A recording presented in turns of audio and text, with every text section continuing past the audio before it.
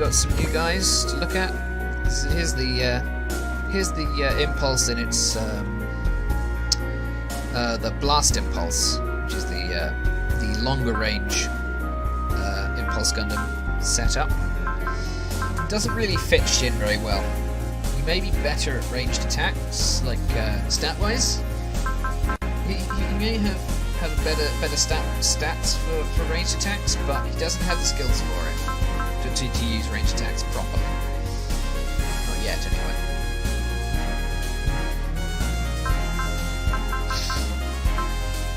This setup is is quite energy heavy, but that's okay because one of the advantages of the silhouette system is that when you run out of energy on one of the silhouettes, you can use you can swap out the silhouette for a new one and get a full energy refill. In exchange, you can't swap back to the silhouette that you had on beforehand. Yeah, so that's the new impulse. Yeah, that's the new impulse equipment. Then we've got the Blaze ZAKU Phantom. The Gunner ZAKU Warrior. Sorry, piloted by Lunamaria Hawke. It's red because Luna is red. Luna has Prevail, has blocking and support attack. She has Strike as her only spirit. It does cost 30. This is an in-joke because throughout the entirety of Sea Destiny, she isn't very good at hitting things in Sea Destiny. So they decided to make a joke about her having a really hard time to hit things. And they did that by making her strike cost 30, which is excessive, to say the least. Her squad leader bonus is that she deals 20% extra damage during a support attack, which is nice, but not particularly useful for this part.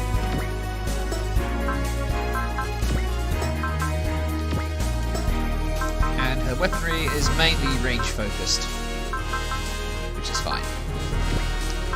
Then we've got Rey Za Burrel in his Blaze ZAKU Phantom.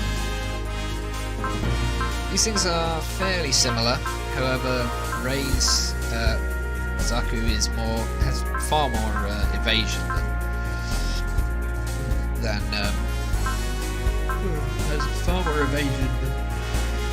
Luna's.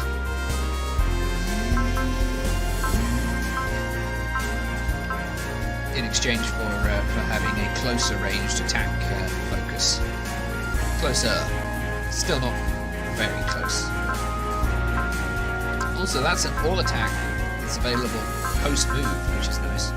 Didn't realise that. Yeah, so the ZAKU Phantom has significantly higher mobility than the ZAKU Warrior. It's still not great, but that's okay. Rey himself has blocking, will up on evade, which gives an extra +1 will every time Rey evades an attack, and hidden away, which is a very useful skill, allowing you to it's a very useful skill. Specifically, it lets you move after attacking. So if you stay still, if you attack without moving, then you're allowed to attack after. Then you're allowed to move after attacking. If, for example, you move and then attack, you obviously can't move again after that. So the other is fine. Hidden away is very important for ranged attackers. So Luna probably needs it more so than Rey, but it's okay. And we have our battleship, the Minerva. Battleships are fairly important for the most part. They are in fact vital. If at any point a battleship is destroyed throughout the course of the game, that is it, game over. You will lose the stage and have to restart. Thankfully, it's built. Most battleships are built pretty well with regards to actually staying alive. They mostly have decent armor, and almost all of them have very good HP. Minerva, for example, here has 13,000 at base. On the other hand, they are almost impossible to miss, and they very rarely have any attacks that are post-move. If they do, it will usually be their weakest attack. For example, the Minerva's anti-air barrage attack is its only post-move attack. Thankfully, also the Minerva has a map attack, which does exactly what it shows here. A map attack will target any. A map attack will apply an attack to any enemy or enemy squad that appears in the depicted area. The fact that the Minerva and most battleships' map attacks emanate from them means that you need to be able to move your units around in order to accommodate the use of map attacks, but they can be very helpful indeed.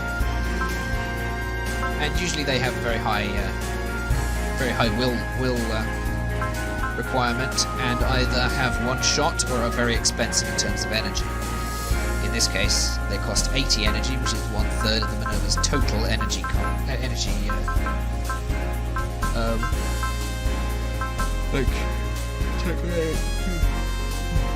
The Minerva's total energy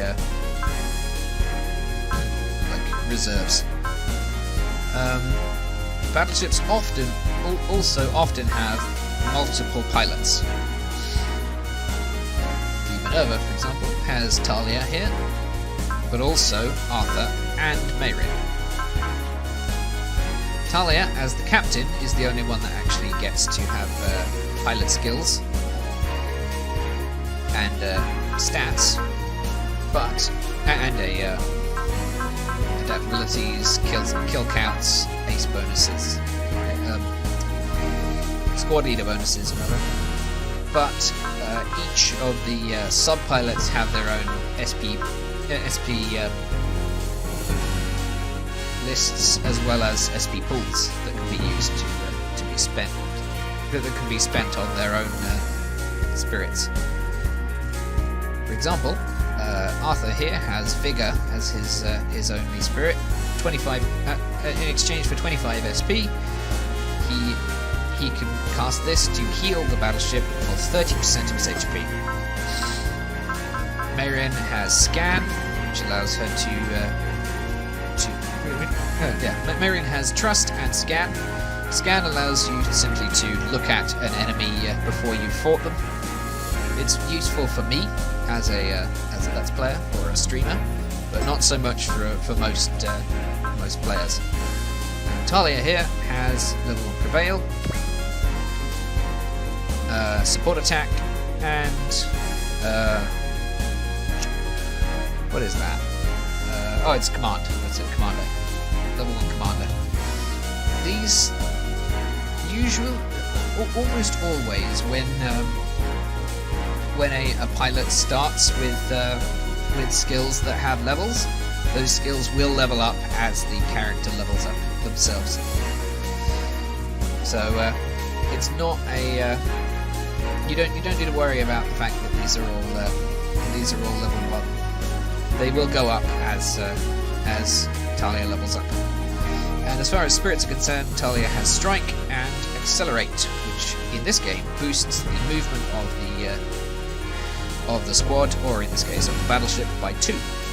Normally in Super Robot Wars games, Accelerate boosts movement by 3, but there is a different spirit that boosts movement by 4, called Boost, or Raid, I think think it's also called. So there's an alternative. And yeah, Battleship's squad leader bonus applies to all units that are directly adjacent to the battleship.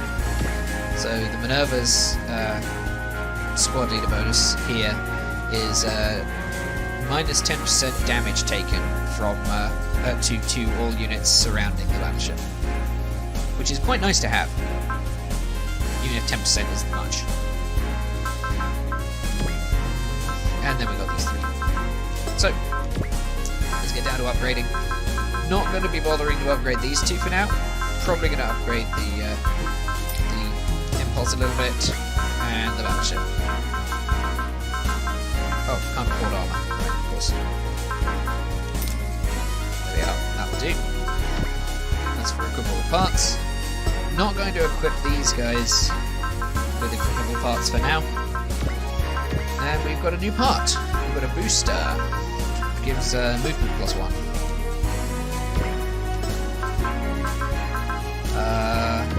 Setsuko can have that one, I guess. Sure. We do in fact have a new option part unit, however we can't use it yet because the impulse, you can't actually fiddle with the impulse's silhouettes for now.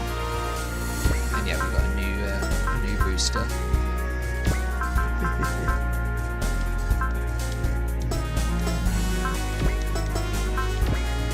Pilots, why is it that the Virgola guys have so much more PP than everyone else? It's weird. Oh well, no complaints here. Still can't afford to do anything with them, and yeah, these are all locked.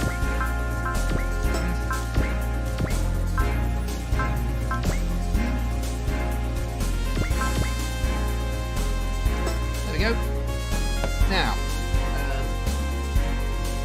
it's getting quite late for me. I'm probably going to stop the stream for now. I'll see you guys next time, whenever that will be, when we continue playing this, or possibly play something else. But I think we're probably going to be continuing to play this for now. So yeah, I'll see you next time, whenever that is. I'll make sure to send a. I'll make sure to upload another video letting people know about my next stream on YouTube, and those of you who followed me on Twitch will obviously get a notification when that happens. So yeah, I'll see you guys later. Goodbye, everybody.